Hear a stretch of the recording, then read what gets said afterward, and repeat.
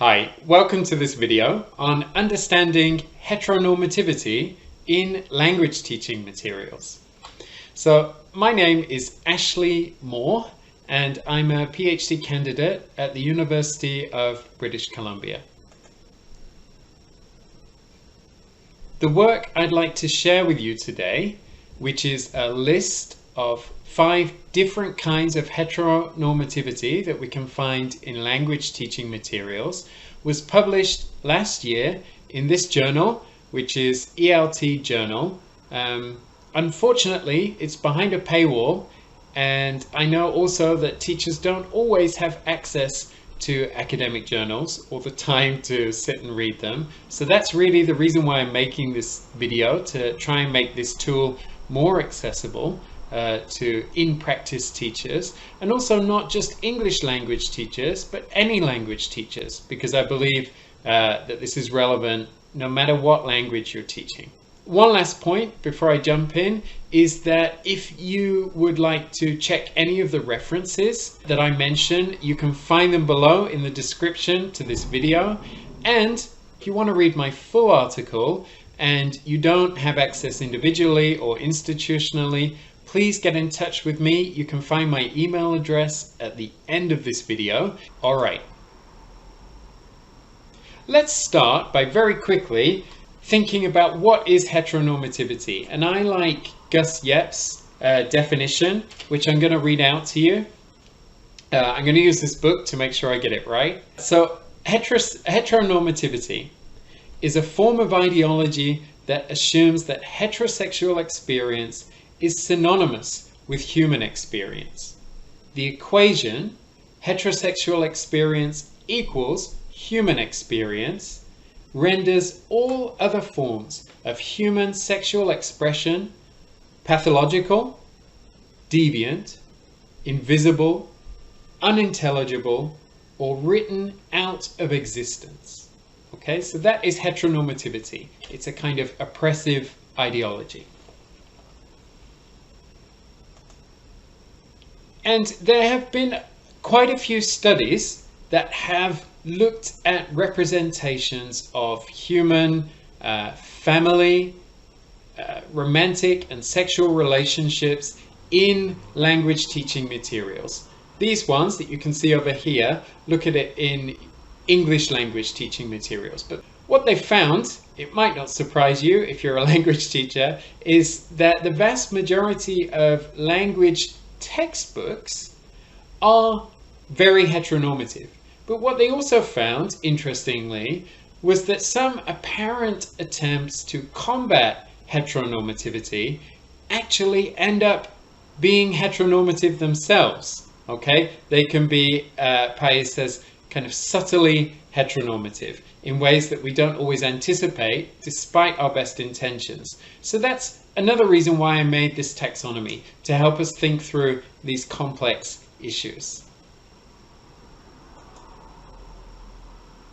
And so I think it's useful to think about 5 different kinds of heteronormativity.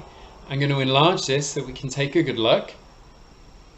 So I'm going to start at the bottom here. There's explicit heterosexism, heteronormative erasure, heteronormative marginalization, heteronormative mainstreaming, and finally queer inclusion.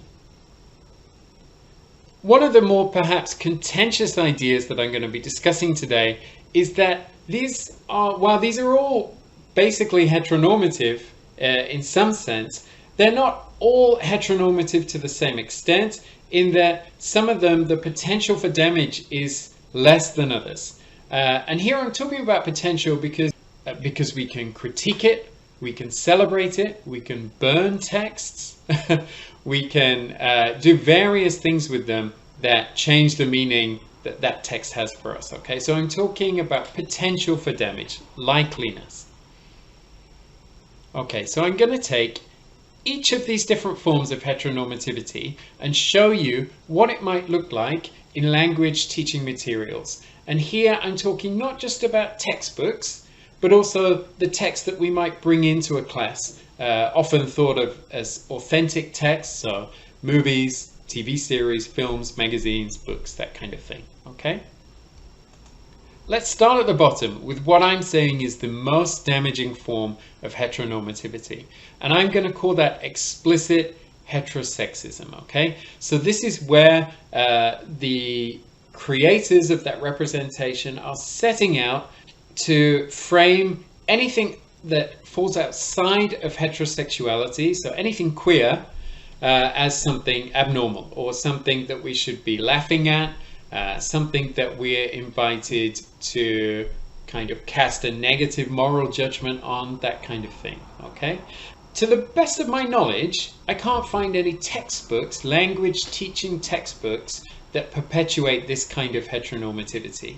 But when we think about the texts, very popular texts that we might bring in to teach, such as Friends, for example. I know that's very popular with a lot of language teachers and students, and is having a substantial half-life on various streaming services. It's quite famous, actually, amongst critical circles, that Friends, especially when it comes to male queerness, is kind of homophobic. And here I'm calling that kind of homophobia explicit heterosexism, okay?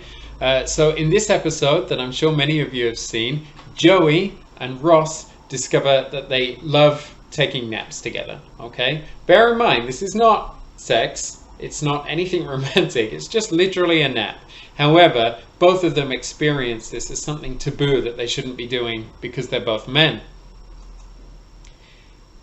And at the end of the episode, they kind of give in to these nap urges, and they are punished by the narrative. The other friends kind of rumble them. They sit there with their arms folded in judgment, and that is the joke. So what I'm saying is that this text is actually explicitly heterosexist.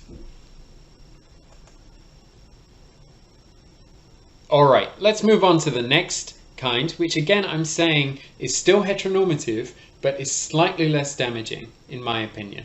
So this is heteronormative erasure. And you might want to do this if you've got your phone or your browser open, go to a search engine, do an image search for dating and see what comes up. If it looks anything like mine, it will be a bunch of heterosexual couples.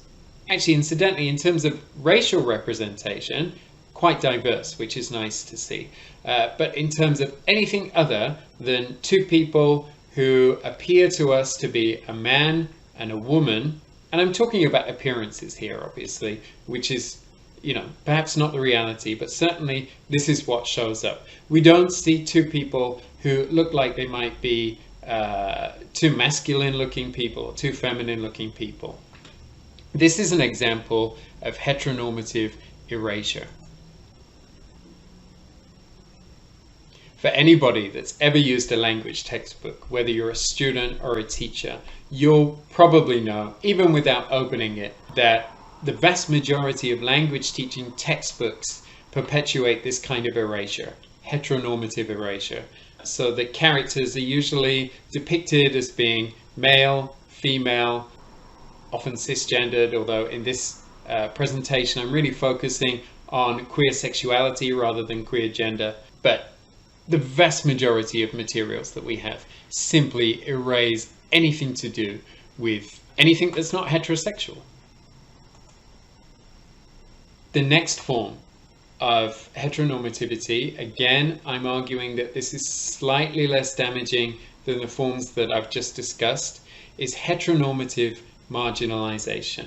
And this is often done with good intentions because people want to include queer voices in the materials, but they do so, it sort of ends up being in a way that frames queerness in a marginalized sense, okay? Now this could be in terms of content. So for example, they could be presenting queerness only in the context of a discussion on HIV and AIDS, for example. Or it could be under the framing of social taboos and something that is a controversy or to be debated. This is also a form of marginalizing framing, okay? So it could be in terms of content, but it could also be in terms of structure of the syllabus or a textbook. So if we only include queer voices as a kind of one-off, special topic, then this is also marginalizing it. It's certainly not how we experience it out in the social world. I'll give an example from actually my own work. This is a textbook that I work with a team of co-authors, and we publish it in Japan. It's published every year, and it's kind of a media English, so newspaper articles and lots of reading comprehension. It's got 20 chapters every year, and they're all based on a kind of adapted newspaper article. I've been doing this since 2013. For the 2018 edition, I really wanted to walk the talk, if you like, and try and do something with queer inclusion in mind. So I approached my co-authors and we agreed to try, and the publishers were into it too. I was very lucky in that sense, and so we made one chapter that touched on LGBTQ lives. However,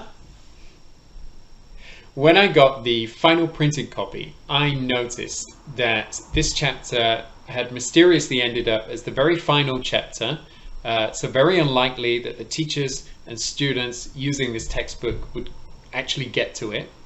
The title is hard to read here, but A Step Forward to Become Yourself. Okay, so any kind of explicit indexing of the LGBTQ content of this chapter is also kind of diminished. There's a Japanese translation, close translation of the same phrase. So again, no mention of LGBTQ content. So even though this textbook, in my opinion, was quite groundbreaking, to the best of my knowledge, it was the first book published in Japan for a Japanese audience of English language learners that even mentioned anything to do with queer sexuality. Even though they were using this book, I would say the vast majority of teachers and students used it without ever knowing that this content was in there. So in that sense, it was marginalized in practice as well. All right, things are getting better. Let's talk about heteronormative mainstreaming, which is the fourth kind of heteronormativity. Again, I'm saying that this is less damaging than the ones that I've discussed before. For many people, this is a big step forward. When we think about characters like Cam and Mitchell from Modern Family, which again, I know a lot of English teachers tend to incorporate into their classrooms as kind of authentic texts. They are included, they're central characters, we're rooting for them, they're reasonably complex, but at the same time, they are included largely because it can be argued they mimic traditional heterosexual norms. So they're wealthy, they're white, they have a baby, they're married, etc. They don't kiss until season 2 of the show, and that was after quite a few people had applied pressure on social media to the show's makers, pointing out that they were kind of being very skittish around the idea of showing physical affection between the couple. So this is heteronormative mainstreaming. We're included, but we're only included as long as we kind of mimic traditional heterosexual norms, including the things I just mentioned, but also things like monogamy, and perhaps also that we identify with kind of essentialized discrete categories, so like gay or lesbian, which is, so it's kind of this idea that it's fine as long as you're gay or lesbian over there, as long as heterosexuality, so being straight, remains untroubled and as something different, binary, over here. So we are just now starting to see this come out in some independent publishing. So none of the big ELT or language textbook publishers are yet doing this, but there are some independent publishers who are working on this. I want to draw your attention to a fantastic resource that's just come out. It's called Raise Up. It is a project, I think they have about 3 textbooks now. Again, you can find the links and the references down below in the description. Raise Up is a fantastic project. They are explicitly, this team, trying to produce textbooks that do represent people who have traditionally been underrepresented in language teaching materials. The books are for English language teaching. So we find LGBTQ people in there. We find differently abled people. We find working class people, single parent families. Raise Up is a fantastic project to have a look at. At the same time, we might argue that some of the forms of representation are kind of heteronormative mainstreaming, in the sense that, yes, this character here in the family tree, she is a lesbian, but she's married and she has kids. So she's kind of reproducing heterosexual norms. And I don't think there's anything inherently wrong with that. But if that's the only way that we can be included, then that becomes problematic. The last type of representation that I'd like to talk about is, in my opinion, the most progressive, the one with the least potential for damage, and that's queer inclusion. So in queer inclusion, we're talking about a more diverse representation that isn't necessarily contingent on us mimicking heterosexual norms. Queer voices are also included not only in reference to their sexual orientation, but also to their work, their hobbies, their politics, and various other kinds of dimensions of rich human experience. At the same time, issues related to their sexual orientation aren't sidelined or ignored as well. So we're looking at this kind of holistic representation that also they might not define themselves within these kind of specific, essentialized, discrete categories. So they might index same-sex desire without necessarily invoking the category of being gay or being lesbian or even bisexual. In that way, they're sort of queerer, if you like. Now, I can't find any commercially available examples of this. So I'd like to draw your attention to the work of Tyson Severn from the University of Toronto. He doesn't use the exact phrase, queer inclusion, but I think that we are getting at the same idea. He's tried to demonstrate this by coming up with a mock unit that shows us what something like this very progressive form of representation could look like. Okay, so here we find the topic of the unit is, I think, content-wise, it's life-work balance, and from a language point of view, it's kind of words and clauses that express contrast. And he gives these examples in this text. The character is called Jeremy. You can see here that he's kind of depicted on what looks to be like a lunchtime date with a person who I think we're supposed to read as being masculine. So two kind of masculine presenting people on a date. And indeed in the text, it's kind of small, but I'll say that it does say that Jeremy has been feeling lonely and he's decided to start dating again.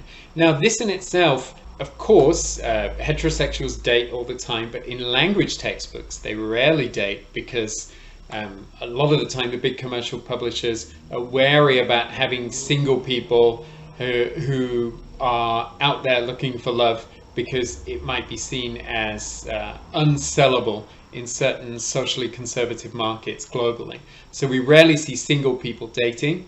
And what's also interesting, I think, about this representation is that Jeremy is unemployed. Again, incredibly rare to find characters who are unemployed in language teaching textbooks. So for me, this is an example of queer inclusion.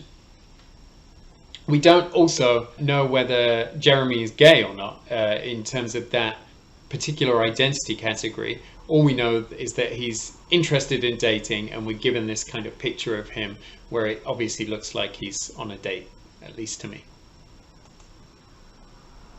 So those are the 5 different kinds of heteronormativity that I think it can be useful to think about. And you can get a PDF of this down below as well. There's a link in the description. And so I hope that you found this video useful in terms of thinking about what heteronormativity is, what kind of different forms it can take, and how you might strategically work towards less damaging forms of representation in your own teaching practice. I also know that if you're watching this video, it's quite likely that you perhaps have already started thinking about these things. And if you would love to pass this video on, I can imagine it being used in some sort of professional development event. So please do consider sharing this video with your colleagues who maybe have never heard of heteronormativity, and certainly perhaps have not thought about its different forms. Maybe they think about this kind of queer inclusion as being something niche or perhaps even dangerous. And so I think thinking about these issues can help us to move away from that kind of approach and understand it as a central part of our professional skill set as language teachers. So please do feel free to get in touch if you would like to facilitate some sort of professional development event yourself, or perhaps me joining in as well. Let me know. You can email me here. I'm also on Twitter, so you can follow me up there as well. And thank you for watching. Bye.